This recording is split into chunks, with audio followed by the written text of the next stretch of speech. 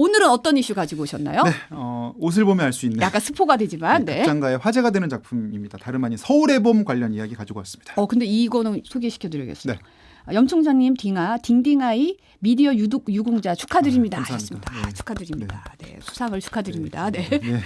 네. 그리고 나서 이제 네. 다 이슈로 넘어가죠. 네. 네. 네, 그래서 저 서울의 봄 소식 가지고 왔는데 지금 벌써 700만이 넘었거든요. 그러니까요. 네, 이런 추세대로 가면 이제 1000만은 무난해 보입니다. 속도가 지금 다른 1000만 영화들하고 거의 더 빠른 게 많기 때문에. 근데 사실 이 영화가 이제 많이 보셨겠지만은 1979년에 일어났던 12.12 군사 반란을 다루고 있거든요. 네. 이제 아무래도 역사가 스포일러이다 보니까 그쵸. 이제 안 보신 분들도 계시겠지만 네네. 이 얘기를 좀 네. 다뤄보기로 하고 안 그래도 요즘에 12.12 다룬 드라마 그리고 이제 뭐 프리퀄이라 그래서 그 이후에 있었던 역사 맞아요. 관련된 영화들이 차례차례 편성이 되면서 네. 약간 역주행하는 모습을 보이더라고요. 아니 사실 MBC에서 방송이 됐었던 제5공화국 명작이죠. 예, 그게 2005년에 방송됐던 건데 지금 다시 편성이 됐습니다. 네. 영화 한 편의 힘이 정말 대단하다는 걸 느끼고 있는데 그래서 오늘은 영화를 보신 분도 한번 이제 실제 뉴스 보도를 통해 한번 곱씹어 보시고 영화를 안 보신 분들은 또 보기 전에 미리 알고 가셔도 좋은 그런 내용들 오늘 12.12 군사 반란 과연 어떤 내용인지 5개의 키워드를 통해서 한번 짚어보겠습니다. 네, 룰루님이 영화 안 보면 대화가 안 되는 요즘 하셨는데 네. 안 보셔도 대화가 됩니다. 대화 되게 네. 만들어 드릴게요. 캔디님이 일요일에 본단 말이에요. 네. 안 돼요 하셨는데 이거 내용이 역사가 뭐 이거는 그거랑 똑같습니다. 이순신 죽는 건 스포일러야라는 거랑 똑같아요. 예? 다 알고 있는 겁니다. 네, 하지만, 알고도 보는. 예, 그리고 영화가 그 감독이 이번에 보면 전두환 씨를 전두광으로 바꾸고 한 이유가 역사적 배경으로 하되 각색을 넣었기 때문에 바꿨다고 했거든요. 네. 그러니까 또 각색을 보는 재미도 있는 거예요. 그래서 그럼요. 오늘은 실제로 검찰 수사 또 법원 판결로 통해 나타났던 실제 기록들을 토대로 오늘은 좀 짚어보신다고 생각하시면 되겠습니다. 네, 좋습니다. 그럼 첫 번째 키워드부터 살펴볼까요? 네, 첫 번째 키워드 11.6입니다. 10월 26일 박정희 전 대통령의 시해 사건 날짜죠. 맞습니다. 1979년 10월 26일 금요일 저녁에 종로구 궁정동에 있는 중앙정보부 안가 안전가옥에서 총격이 발생합니다. 이 안가에 있는 2층 연회장이었는데요. 여기에서 당시 김재규 중앙정보부장이 박정희 대통령 그리고 차지철 대통령 경호실장 등 6명을 총으로 저격합니다. 당시에는 이제 갑자기 박정희 전 대통령이 숨진 거잖아요. 네, 그렇죠. 어떻게 보면 막 유신 체제가 당시 뭐 어마어마한 그 철옹성 같았는데 그렇죠. 갑자기 무너져 내린 거죠. 네, 그때 이제 초롱성 같아 보였던 유신 체제지만 그 이제 사후에 여러 가지 이제 역사 학자들의 분석은 이제 조금씩 흔들리긴 시작했다는 겁니다. 틈이 보이기 시작했다. 그렇죠. 그걸 이제 짚어보자면 당시에 우리나라가 경제적으로 고도 성장을 이루면서 막 승승장구했지만 높은 물가 상승률에 이제 국민들의 어떤 불만이나 신음이 큰 상태였고요. 또 당시에 박정희 정부가 독자 핵무장까지 추진을 하게 됐죠.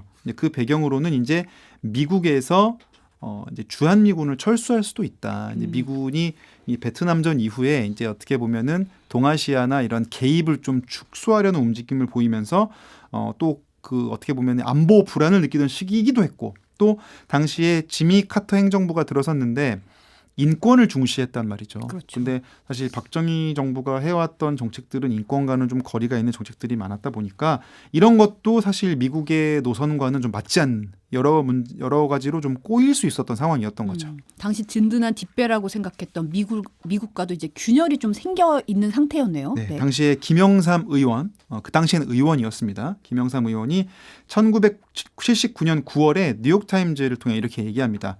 박정희 정부 인권 침해를 비판하면서 그 이제 미국이 결단해야 된다. 뭐 이런 식의 얘기를 해서 이제 어떻게 불안을 좀 부추겨요. 네. 그러니까 급기야 당시의 집권 여당인 이제 유신 세력이 김영삼 의원을 제명합니다. 그러니까 이제 대통령한테 쓴소리했다가 제명을 당하고 그러면서 야당 의원 전원이 사직서를 내고 이 전국도 그냥 충돌이 뭐 지금 못지않게 굉장히 좀 거칠게 일던 시기이기도 했습니다. 네.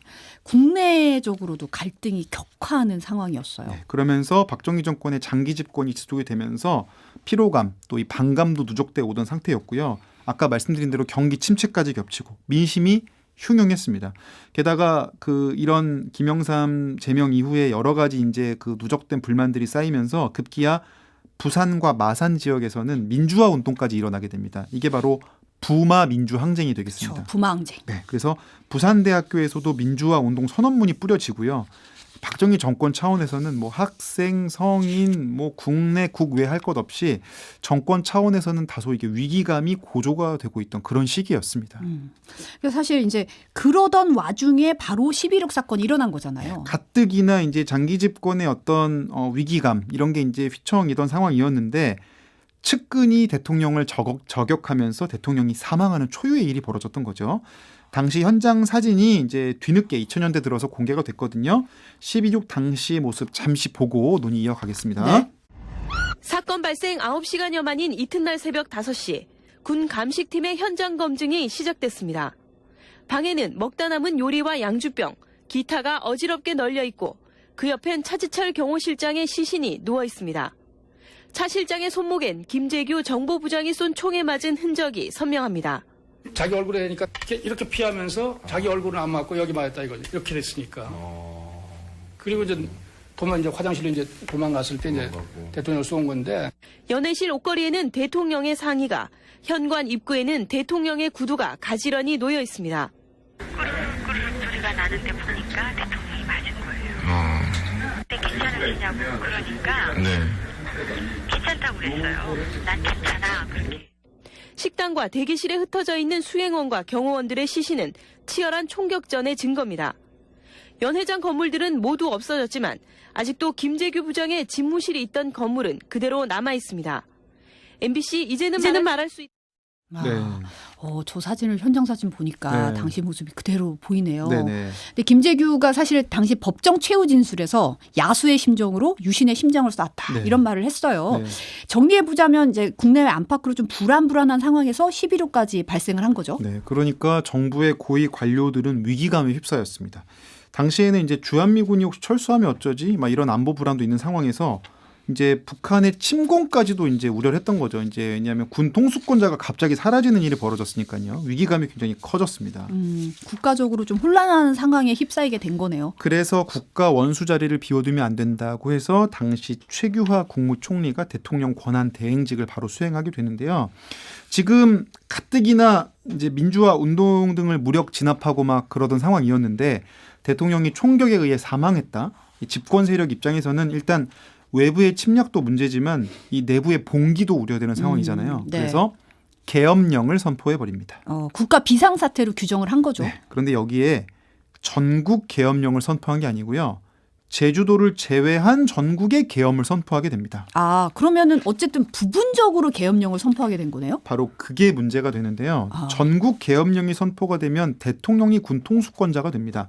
근데 부분 계엄령이 내려지면 국방부 장관이 책임을 지도록 되어 있거든요. 그러니까 최규하 전 대통령이 제주도를 제외하고 계엄령을 내린 순간 대통령이 자신의 권한을 일부 내려놓은 상황을 자초하게 됐던 거죠, 결과적으로. 그럼 대통령이 통수권자가 아닌 상황. 그렇죠. 대통령의 힘이 좀 빠지는 상황이네요. 그래서 당시 계엄 사령관의 힘이 강해지겠죠. 국방부 장관의 지시를 받아서 계엄 사령관이 정승화 육군 참모총장이었습니다. 네. 그래서 정승화 총장이 영향력을 행사하고 있는 상황이었는데 바로 이런 계엄 하에서 바로 전두환 씨가 영화 속의 전두광 이 전두환 씨가 계엄사령부에서 합동수사본부장을 맡게 됩니다. 네. 아까 보신 12.6 사건의 진상조사를 전두환 씨가 하게 된 거예요. 네. 그러면서 박정희 대통령 시해 사건 수사를 하게 되는데 지금 보세요. 계엄 상황에서 이제 계엄 사령부의 권한이 절대적으로 높아졌고 대통령보다 국방부 장관이 더 우선 결정을 하니까 이런 상황에서 제일 중요한 사건의 수사를 총괄하는 입장이 되다 보니까 이 전두환 씨가 이제 검찰 기능까지 행사하면서 조사도 하고 소환도 하고 그리고 심지어 무력도 가지고 있고 이런 상황에서 절대적인 영향력을 발휘하게 된 겁니다. 전두환 씨는 이 사건을 계기로 실력자라고 급부상하게 되는 거네요. 그 전부터도 사실 이제 박정희 정권 하에서도 신임을 받으면서 중용이 되고 있었는데 그러면서 지금 권한까지 막대하게 부여가 되니까 굉장히 이제 부상한 거고요. 당시 기록을 보면 전두환 씨가 마치 대통령처럼 각 부처 차관들의 보고를 받기도 하고요. 수사기관들을 쥐락펴락하고 막 이런 정황들이 다 기록으로 나와 있거든요. 네. 게다가 당시 전두환은 보안사령관을 또 겸하고 있었습니다. 당시 정보기관 중앙정보부장도 지금 사라진 거 아니겠어요? 그 수사 때문에 무력화된 상황에서 이제 보안사의 정보, 게다가 이제 계엄사령부의 어떤 권력까지 결합이 돼서 이 정보와 권력을 다 장악하는 상황이 됐던 거죠. 이러면 정승화 총장이 볼 때는 전두환 씨를 보는 시선이 어떻겠습니까? 탐탁치 않죠. 아니, 부하 직원이 이제 월권을 행사한다. 뭐 이런 생각을 했을 것 같은데요. 그러니까 그래서 이제 야 이거 그대로 두면 안 되겠구나. 그래서 조치에 들어가게 됩니다. 조치. 예, 네. 그 조치는 다음 키워드에서 살펴보겠습니다. 그럼 바로 두 번째 키워드 가볼까요? 두 번째 키워드는 한화회입니다. 한화회. 네. 이거 당시 있었던 군내 사조직 이름이잖아요. 맞습니다. 육사 출신 11기생들이 주도해서 만든 군 내의 비밀 불법 사조직입니다. 한화회 얘기하기 전에 방금 하던 얘기 좀 이어서 가보면 어쨌든 당시 계엄사령관이었던 정승화 총장이 볼 때는 너무 나서는 거 아니야? 너무 좀 오버하는 거 아니야? 이렇게 견제하고 싶은 상황이 됐던 거 아니겠습니까? 네. 그러니까 월권을 행사한다. 좀 내려야겠다. 제어를 해야겠다. 이런 생각을 했을 것 같아요. 좀 힘 좀 빼야 되겠는데 그래서 정승화 총장이 전두환의 보직을 이동시키려고 합니다. 합수부장, 합동수사부장, 너 수사권을 뺏어야 되겠다. 그래서 그 수사부장직에서 쫓아내고 동해안 경비사령관, 저 멀찍이. 정말 멀리 보내려고. 그러니까 당시로서는 이제 한직으로 보내버리려고 한 겁니다. 마치 그 동북면의 이성계 같은 식의 한직으로 나가게끔 나가게 한 건 아니고 나가게 만들려고 했던 거죠. 그리고 이거를 국방부 장관이랑 상의합니다. 어쨌든 계엄사령관 위에 국방부 장관이 상관이니까 네. 장관님 이거 아무래도 저 전두환은 좀 내려야 되겠습니다. 라고 상의를 하고 그러면서 장태환 소장, 영화 속에 등장하죠. 네. 수도경비사령관에 임명합니다. 네. 근데 장태환 소장은 육사 출신은 아니었습니다. 네. 영화에서 갑종 출신이라는 말이 많이 나오는데 이게 육사 출신이 아닌 갑종 간부 후보생 출신 인물 중용하면서 이제 견제 움직임을 보이려고 했던 거네요. 네, 갑종은 이제 우리 육군이 초창기에 초급 장교를 양성하기 위해 만든 제도인데요. 6개월 동안 교육을 받고 장교로 임관이 됐습니다. 이게 1950년부터 대략 한 20년 가까이 운영이 됐고요.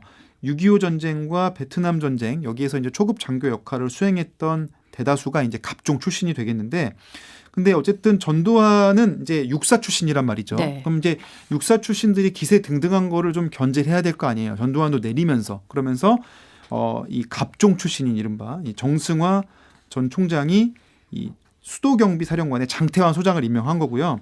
그러면서 이제 인사 조치를 막 하려고 하는 찰나에 이 정승화 전 총장이 전두환 씨를 이제 좌천시키려고 한다.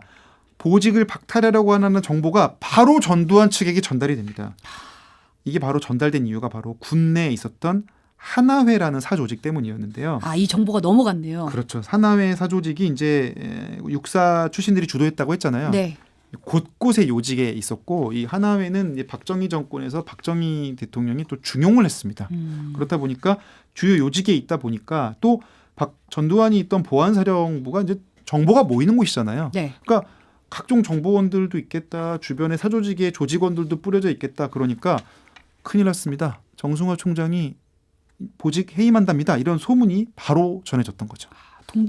동해안으로 보낸답니다. 그쵸. 이런 식으로 네. 전두환 측에서 미리 정보를 훤히 알고 있었던 거네요. 네, 그래서 이제 정승화 총장이 국방부 장관 노재현 국방부 장관입니다. 장관 네. 찾아가서 전두환 징계해야 됩니다. 막 이렇게 건의도 했다는 거예요. 근데 국방부 장관이 사실 그거를 미온적인 태도를 보였다고 전해지고 있거든요. 네네. 뒤늦게 알려졌지만은 당시에 전두환이 노재현 장관에게 거액의 뇌물을 제공한 사실이 드러나기도 했었습니다. 바로 이런 움직임이 반란의 배경이 됐던 거잖아요. 네, 정승화 전 총장이 이 당시의 상황들을 이제 뒤늦게 국회에 출석해서 증언하거든요. 네. 구체적인 12.12 군사 반란을 보기 전에 일단 정승화 총장의 증언 잠깐 보고 가겠습니다. 네.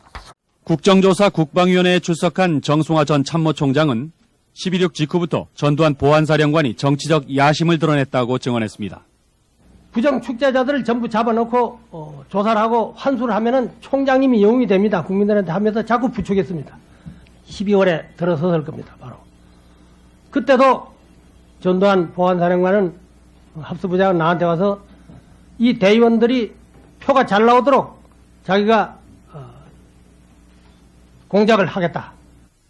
정승화 전 총장은 전두환 소장이 쿠데타를 조기에 결행한 것은 좌천을 피하려는 의도도 있었다고 말했습니다.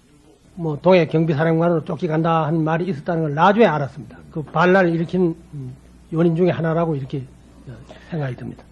이어 증언한 장태환 당시 수경사령관은 반란 주도자들이 거사 당일 저녁에 수도권의 반란 진압부대인 수경사와 특전사, 헌병단의 지휘관을 모두 연희동 전두환 보안사령관 집으로 초청했다는 사실은 12.12가 우발적으로 일어난 것이라는 신군부의 주장이 거짓이라는 증거라고 말했습니다. 저는 이 사건 자체를 어디까지나 사전에 철저히 계획됐다고 지금 말씀드리는데 뭐 변함이 없습니다.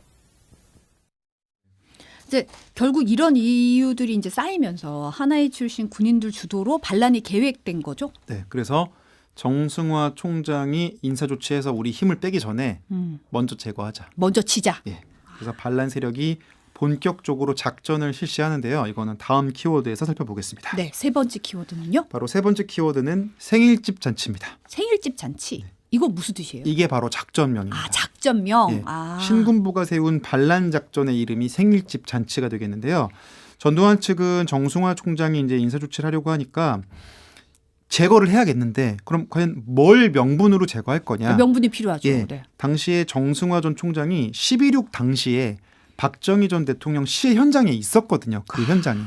그러니까 그걸 빌미로 합수부장이니까 자기가 수사를 담당하니까 그걸 빌미로 체포를 하려고 합니다. 아, 그러니까 사건 현장에 왜 있었냐, 공범은 아니냐, 그렇죠. 뭐 이런 식으로 좀 엮어가지고 수사를 그렇죠. 하려고 했던 거네요. 선수를 치려고 했던 거죠. 그래서 합동수사본부장 지위에 있는 전두환 측에서 이제 피의자로 체포를 해서 용의자로 조사를 벌이면서 군부를 장악하려고 했던 거죠. 그래서 박정희 전 대통령을 시해한 김재규와 정승화가 한패 아니냐 이런 식의 어떤 시나리오로 이걸 주장하기로 한 겁니다. 그래서 바로 체포하나요? 그래서 체포 작전을 전개하게 되는데요. 이게 바로 생일집 잔치가 되겠습니다. 신군부가 세운 계획은 이랬습니다. 먼저 정승화 총장을 체포해요. 하고 나서 동시에 대통령에게 체포에 대한 재가를 받도록 하는 겁니다. 왜냐하면, 체포와 제거를 동시에. 왜냐하면 이거를 어쨌든 자기 상관인데 막 붙잡을 수는 없잖아요. 야, 이거 누가 시킨 거야? 야, 이거 우리가 한 거 아니야. 대통령님이 하래지 않니? 대통령이 허락하신 거야. 이런 명분을 얻으려고 했던 겁니다.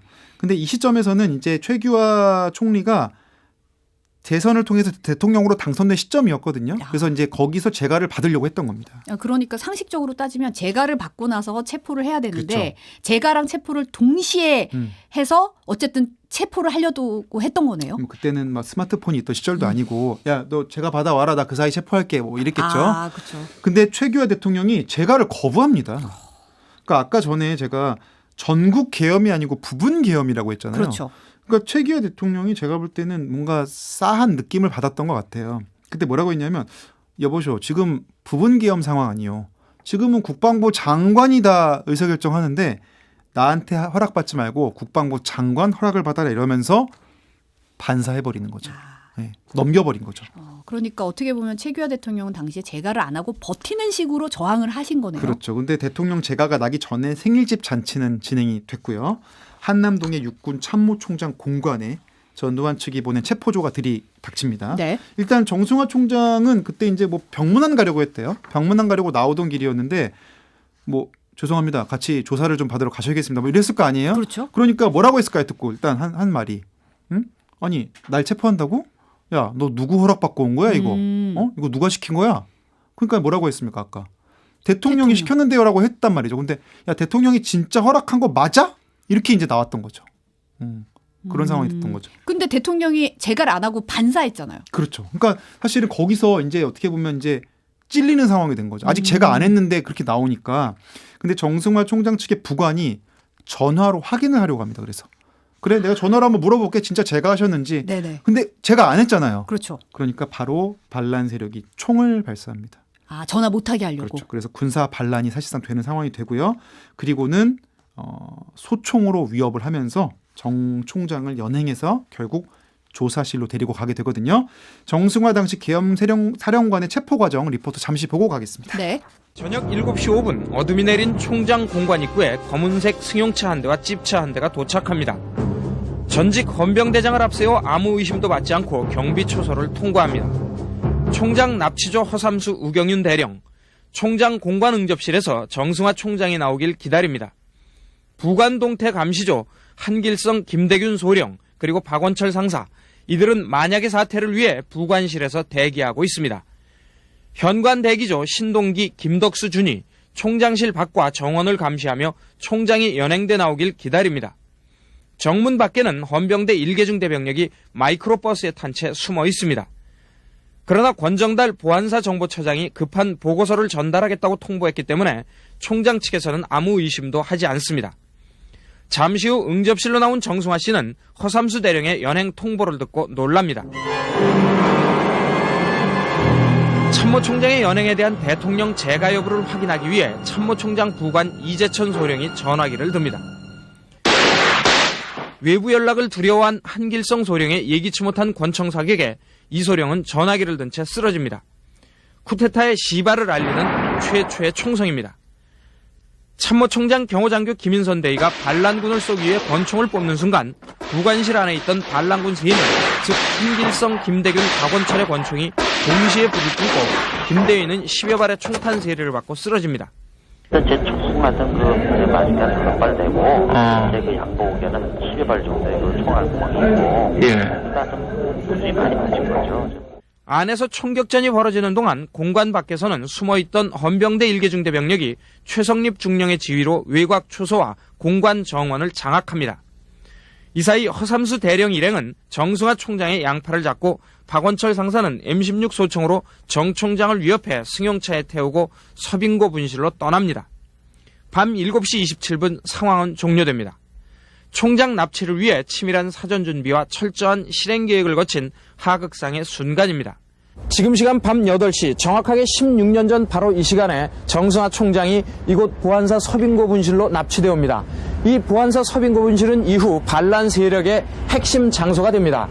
이곳으로 정봉주 특별사령관과 장태환 수경사령관 등이 모두 연행되어 오고 그 이튿날 최규하 대통령이 사후 재가를 할 때까지 이곳에서 모두 감금돼 있게 됩니다. 제우티1219님이 대한민국의 미래가 뒤를 향해 전속력으로 달리기 시작한 날이다. 이런 얘기를 하셨는데 그러니까 결과적으로 대통령 재가 없이 그냥 체포를 해온 거잖아요. 네, 이제 방금 전 리포트를 보시면 사후 재가를 할 때까지 뭐 갇혀 있었다. 사후 재가 이런 표현이 있는데요. 최규하 대통령은 아까 뭐라고 했습니까? 재가를 나한테 받지 말고 국방부 장관한테 받아라고 넘겼잖아요. 네, 허락받아서 와라. 네, 그래서 반란 세력이 일단 체포를 하고 국방부 장관을 찾아 나서기 시작을 합니다. 그럼 국방부 장관은 어디 있었던 거예요? 그러니까 비슷한 시각이 아까 정승화 총장 체포하면서 막 총격전이 벌어졌잖아요. 그렇죠.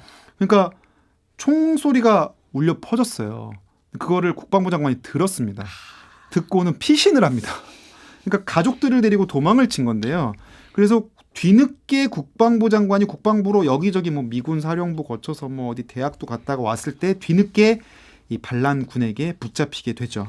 이게 스포라서 말씀을 드릴까 말까 하는데 아무튼 약간 혈압이 막 올라가는 장면들이 막 나오는데 근데 이런 상황에서 우리 군도 대응을 나서게 되잖아요. 네, 아까 정승화 총장이 임명했다는 이제 수도경비사령관 갑종 출신 장태환 소장이 이 사실을 알고 크게 반발하고요. 이 합동수사본부를 이제 반란군으로 규정을 합니다. 네. 이거는 반란이다. 그래서 무력 진압을 선언하게 되는데요. 그래서 수도권 지역 부대 병력을 출동하도록 지시를 하죠. 무력 충돌의 위협이 막 위기가 올라오게 되네요. 예, 그러자 이번에 하나회 세력은 전방에 있는 부대들에게 서울 출동 명령을 내리게 되고요. 네. 우리가 이제 농담으로 가끔 뭐 정치 드라마 같은 거 보면은 이젠 전쟁이야 막 이런 대사들이 이제 클리셰로 나오는데 진짜 이거는 말 그대로 전쟁이 되는 상황이었던 거고 이때 출동했던 최전방 사단 9사단의 사단장이 바로 노태우가 되겠습니다. 전방 병력까지 빼는 건 당시만 하더라도 이 안보 상황이 상당히 위험한 상황이었고 그럼 위협이 높은 상황이었는데 이거는 굉장히 위험한 발상 같아요. 그렇죠. 그러니까 최전방 병력까지 뺄 거라고는 누구도 생각하기 좀 어려웠었고요. 당시 주한 미군 사령부도 경로했던 걸로 알려졌습니다. 네. 왜냐하면 아까 말한 대로 박정희 대통령 사망 이후에 혼란도 상황이 크고 북한이 또 침략할지도 모르는 위기 상황에서 전방 병력을 뺀다? 그것도 상의 없이 이거는 굉장히 위험한 일이었던 거죠. 그런데 여기서 반란군에게도 위기의 순간이 오게 됩니다. 어떤 위기의 순간이죠? 그건 바로 다음 키워드에서 전해드리겠습니다. 그러면 네 번째 키워드 가볼까요? 네, 네 번째 키워드는 신사협정입니다. 신사협정. 이게 무력 충돌 위기 상황에서 나오게 된 거잖아요. 네, 이때 반란군들에게 위기 상황이 왔던 게 바로 인천에 있는 구공수 여단이 출동한다는 소식이 전해진 겁니다. 네. 자신들 병력이 전방에서 오는 데는 또 근처라도 좀 더 먼 거리에서 오는 데는 시간이 걸리는데 그렇죠. 인천에 있는 구공수 여단은 경인 고속도로를 타고 1시간 만에 들어올 수가 있었어요. 가장 빨리 들어올 네. 수가 있었네요. 그러니까 네. 그 사이에 자신들이 진압이 될 수도 있는 그런 상황이었던 거죠. 그런데 결국 이 구공수 여단이 출동하지 못하게 된 거죠? 네, 그래서 이제 발등에 불이 떨어진 거잖아요. 그래서 하나회 측 장성들이 군 당국에 제안을 하게 됩니다. 우리 군끼리 유혈 사태 벌이는 게 맞냐? 지금 국가적인 위기 상황인데 우리도 병력 동원 안 할 테니까 구공수 여단도 다시 원대 복귀시켜라 이렇게 제안을 합니다. 아, 그러니까 그러면서 신군부 세력이 주요 지역을 장악하게 된 거네요. 그리고는 무력으로 이제 장악을 하게 되면서 군사 반란이 완성이 되는 건데 결국 복귀를 해보자면 반란 초기에 제대로 잡지를 못했고요. 반란군 측은 사실은 늦게 좀 이걸 인지했던 이유도 있었습니다. 왜냐하면 반란군 측에서 정승화 총장 측 인사들의 눈을 좀 돌리기 위해서 12월 12일 저녁에 연희동의 한 비밀 요정에 초대해서 술자리를 가지게 됩니다. 그래서 미리 좀 주요 인사들을 초대해서 술자리를 갖게 해놓고 관심을 돌린 사이에 이제 아까 말한 생일집 잔치를 하게 된 거고요. 이제 발을 묶어뒀던 건데요. 네. 이 때문에 뒤늦게 대응하다 보니까 초동 대처가 늦었고요. 또 그 당시에 어쨌든 책임자가 국방부 장관 아니었습니까? 부분 계엄 하에서 군 통수권을 쥔 노재현 국방부 장관이 단호한 대응을 제때 하지 못했던 것도 원인으로 지목이 되고 있습니다. 그러면 이제 결국 노재현 국방장관이 정승화 사령관 체포에 동의를 하게 되나요? 네, 이미 대세가 기운 상황에서 노재현 장관은 추후에 정승화 사령관 체포 동의안에 결국 서명하게 되고요. 그리고 자신이 또 최규하 대통령도 설득을 합니다. 뭐라고 설득하냐면 이게 옳지는 않지만 사태 악화를 막기 위해 서명해달라 이렇게 대통령에게 요청하고요. 네. 결국 최규하 대통령도 체포 동의안에 제가 서명을 뒤늦게 하게 되는데요. 단 여기서 제가 한 날짜와 시간을 적어뒀습니다. 영화상에서도 좀 네. 굉장히 좀 마음이 아프고 좀 서글픈 장면이긴 했는데 기록으로 남겨놓은 거잖아요. 네. 어쨌든. 최 대통령이 서명한 시간이 12월 13일 새벽 5시입니다. 12.12 군사반란인데 13일 날 작성했다는 건 정승화 총장 체포가 12일 저녁 7시였으니까 이로써 이제 대통령은 한참 뒤에야 제가 했다는 사실을 기록으로 남겨둔 거고요. 반란 사실이 명확해진 겁니다. 그래서 뭐 갈 때 가더라도 불법 행위인 건 분명히 하자. 이거를 이제 남겨놓은 거고요. 이 서명이 실제 법원에서 증거로 활용이 됩니다. 1996년 대법원이 전두환 무기징역, 노태우 징역 17년의 유죄 판결을 하는 과정에서 주요 증거로 인용이 됐고요. 네. 당시 대법원도 대통령이 묵시적으로 승낙했다고 보기가 어렵고 이 서명과 시간이 남아 있는 거를 보면 결국은 이 사후 승낙에 불과하다면서 이 반란군 측의 입장을 이제 일축하고 유죄 판결을 내리게 되죠. 네. 결국은 이제 그 뒤로 이제 어쨌든 반란에 성공하면서 아까 이제 끌려갔던 정승화 총장 내란을 막지 못했다. 아까 뭐 김재규랑 같이 앉아 있었다. 뭐 이게 엮여서 오히려 징역 10년을 받게 되고요. 이렇게 12월 12일 저녁부터 다음 날 아침까지 9시간 반 동안 걸친 신군부 사건이 되겠습니다. 반란 사건. 이걸 다룬 영화가 바로 이제 서울의 봄인 거고요. 그러네요. 예, 이 과정을 또 영화는 2시간 정도로 요약을 하지만 또 MBC는 1분 30초에 요약을 합니다. 9시간을 1분 30초로 압축한 리포트 보고 가겠습니다. 네. 1979년 12월 12일 저녁 7시 서울 한남동에 있는 육군참모총장 공관에서 이른바 생일집 잔치라는 암호로 거사가 시작됐습니다. 정승화 육군참모총장이 장모의 문병을 가기 위해서 집을 나서려는 순간 육군 대령 2명이 찾아왔습니다. 이들은 보안사 인사처장 허삼수 대령과 육군본부 범죄수사단장 우경윤 대령이었습니다. 두 대령은 정승화 총장이 박정희 대통령을 시해한 김재규로부터 돈을 받은 사실이 있다면서 계엄사 합동수사부의 조사에 응해줄 것을 요구했습니다. 이 과정에서 실갱이가 벌어지면서 정 총장의 공관경비원과 합수부 요원 간의 총격전이 벌어져 장교 등 여러 명이 부상했고 결국 정승화 총장은 합수부로 연행됐습니다. 이때 정 총장의 측근들 즉 장태환 수도경비사령관과 정병주 특전사령관 등은 거사 주동자들의 계획대로 시내에서 합수부 장군의 진급 파티에 참석해 술을 마시고 있었습니다. 뒤늦게 정 총장의 연행 소식을 들은 이들은 사퇴 수습에 나섰지만 이미 때는 늦었습니다.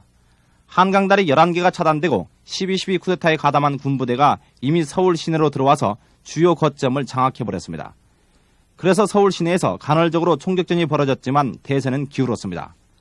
방송사와 신문사도 모두 기존 계엄군에서 12.12 쿠데타군에 의해서 대체돼 버렸습니다. 이어서 정병주 특전사령관이 총격전 끝에 부상을 입고 연행됐으며 장태환 사령관도 새벽 3시 반쯤 보안사로 연행됐습니다. 9시간 반 만에 12.12 드라마는 막을 내렸습니다. 그 뒤에 정승화 총장은 김재규 내란 방조죄로 10년형을 선고받았고 정 총장의 측근들도 80년 1월 모두 예편됐습니다. 반면에 전두환, 노태우 소장 등 12.12 주도 세력은 곧바로 모든 군 요직을 차지하게 됐고 5.17 계엄 확대 조치와 광주 민주화운동 유혈 진압 등을 통해서 5공화국 군사정권의 핵심 세력으로 등장하게 됐습니다. 네, 그럼 마지막 키워드 살펴볼까요? 네, 바로 이제 마지막 키워드 700만 돌파가 되겠습니다. 700만. 네. 다시 영화 얘기로 돌아오는 거죠? 네, 바로 이제 이 영화 굉장히 빠른 속도로 흥행하고 있는데요. 지금 추세대로라면 말씀드린 대로 이제 1000만이 무난해 보이는데 눈에 띄는 점이 바로 MZ세대 2030 젊은 관객 비중이 절반이 넘는다는 겁니다. 그래서 사실은 저도 평에 의외로 재밌다. 이런 일이 있었는지 그쵸. 몰랐다. 이런 평이 좀 있던데 어떻게 보면 이런 정치, 역사, 드라마 이런 물이 좀 딱딱한 소재일 수 있는데 예상 외의 인기를 좀 얻고 있다는 평가가 나오고 있어요. 아니, 예전에 그 정도전 작품을 썼던 드라마 작가분이 스토리는 사실 역사가 쓴 거고 나는 살짝 한 방울 얹었을 뿐인데 이런 상을 받아서 뭐 좀 부끄럽다는 식의 겸손한 수상 소감을 말한 적이 있거든요. 네. 사실 이 정말 만들기도 어려운 스토리들이 역사 속에 이제 있다고 볼 수가 있겠고요. 그렇죠. 제가 이제 전공이 역사 사학이다 보니까 그렇죠. 예전에 어떤 분이 저한테 전화해서 야, 그러니까 어떻게 된 거야? 그 다음에 조선이 어떻게 돼? 이래서 저도 이렇게 그냥 얘기를 해줬어요. 근데 네. 왜 이런 걸 물어? 그랬더니 드라마 보는데 그 다음이 그쵸. 그 다음에가 궁금해서 그쵸, 물어봤다는 그쵸. 걸 그러니까 예. 역사가 스포란 얘기가 나오는 예, 거죠, 예. 사실. 네. 그래서 이제 이번에 사실 몰랐던 역사를 알게 된 분들도 많다 이런 반응이 많고 특히 젊은 세대들의 경우에는 더더욱 좀 그렇고요. 그렇죠. 게다가 아까 말씀드린 대로 역사적 사실에 상상력을 더해서 좀 웰메이드 영화로 좀 더 긴박감을 높이고 극적인 효과를 더하다 보니까 호평을 받고 있는 걸로 보입니다. 그래서 사실은 이번에 흥행이 이런 역사적인 사실을 자체를 환기시키는 것도 사실 의미가 있지만 그동안 침체된 극장가에 주는 시사점도 있다고 해요. 일단 잘 만들면 된다. 그러니까 그동안 이제 영화는 끝났어. 어떻게 보면 다 OTT의 시대야. 어떤 이런 패배감에서 젖은 데서 끝나는 게 아니라 야, 이렇게 잘 만드니까 또 관객들이 오시잖아. 이런 어떤 희망을 준 것도 이번 흥행의 또 긍정적인 부분으로 평가받고 있습니다. 또 이런 걸 보면 문화나 예술의 힘은 정말 크다. 대단하다. 이런 걸 좀 알 수 있는 것 같아요. 네, 그래서 사실은 요새 또 뭐 프리퀄이나 이제 시퀄도 많이 보신다고 하니까 그 뒤를 좀 이제 간단히 설명해 드리면 잘 모르시는 분들을 위해서 그 뒷얘기를 짧게 해드리자면 네. 12.12 군사 반란은 그 자체로 우리나라 이제 군사 정권이 지속되게 만들었고요. 그러니까 박정희 이후에도 계속 신군부가 집권하게 되는 발판이 네. 됐고요. 이어 이듬해 1980년에는 5.18 광주 민주화 운동 광주 민주화 운동을 진압하는 작전은 화려한 휴가라는 영화로 개봉이 됐었죠. 네. 화려한 휴가라는 작전이 있었고 이런 것들을 촉발시키면서 한국 역사에 정말 큰 상처를 남겼습니다. 그래도 세상에 영원한 건 없죠. 권불 10년이라고 하죠. 이후 하나회 소속 장성들은 김영삼 정부가 들어선 1994년에야 대규모 해임이 되면서 모두 청산이 되게 되고요. 이후에도 전두환 신군부 세력은 이렇게 청산이 됐지만 그래도 반성이나 사과보다는 자기 합리와 숨기기에만 급급해서 그런 와중에 또 공분을 사기도 했습니다. 사실 군부, 신군부 이렇게 나눠진 것 자체가 네. 우리 역사의 한 단면을 보여주기도 하고 네. 또 전두환 씨가 재작년에 추징금 922억 원을 남기고 네. 사망한 이 상황도 네. 사실은 이게 그대로 이어지고 있다는 생각이 좀 들긴 하는데 그렇죠. 모두가 기억해야 할 역사라고 생각을 해요. 네, 지난 2019년 12월 12일이 이제 코로나 막 퍼지던 시점이거든요. 중국에서 그 시점인데 그때가 언제냐면 12.12 군사 반란 40년이 되던 해였습니다. 네. 2019년이 그때 신군부 세력이 기념 모임을 해요. 그래서 언론의 문매를 맞은 적이 있거든요. 마지막으로 당시 모습 짧게 보고 최종 정리하겠습니다. 네. 12.12 군사반란 40주년이던 어제 쿠데타의 주역들과 호화로운 자축연을 즐겼던 전두환 씨. 전 씨 측이 오늘 어제 모임 날짜는 우연이었고 전 씨는 지금 증세가 천천히 진행되는 착한 알츠하이머를 앓고 있다는 해명을 내놓았습니다. 5.18 단체와 정치권은 일제히 후한 무치에 극치라면서 구속 수사를 촉구했습니다. 조재영 기자입니다. 전 재산이 29만 원뿐이라 1,000억 원이 넘는 추징금은 낼 수 없다는 전두환 씨. 낮부터 1인당 20만 원짜리 코스 요리에 와인을 즐겼습니다. 부부 동반으로 함께한 12.12 쿠데타 주역들은 전 씨를 꼬박꼬박 각하라고 불렀습니다. 영부인께서 각하께서 김자가 뭐하러 내가 얘기해. 영상이 공개된 뒤 전 씨 측은 언론사에 A4 용지 5장 분량의 보도 참고 자료를 냈습니다. 12.12 사태와 전혀 무관한 친목 모임으로 날짜는 우연히 정했다며 식사 비용은 돌아가면서 부담하고 있다고 밝혔습니다. 또 전 씨가 운동을 거르지 않아서 증세가 천천히 진행되는 착한 알츠하이머를 앓고 있으며 바둑은 둘 수 있는데 바둑 둔 걸 기억은 못하는 상태라는 설명을 덧붙였습니다. 선택적 알츠하이머다. 자신에게 불리할 때만 치매다. 이런 새로운 병명이 탄생해야 될 것 같습니다. 5.18 단체들은 헬기 사격 등 5.18의 진상을 밝히고 죗값을 치르게 하기 위해 전 씨를 즉각 구속하라고 촉구했습니다. 무리함을 넘어선 오만한 행보를 보면서 그의 죄가에 대해 너무 관대해왔고 안일히 했다는 자괴감을 가질 수 없다.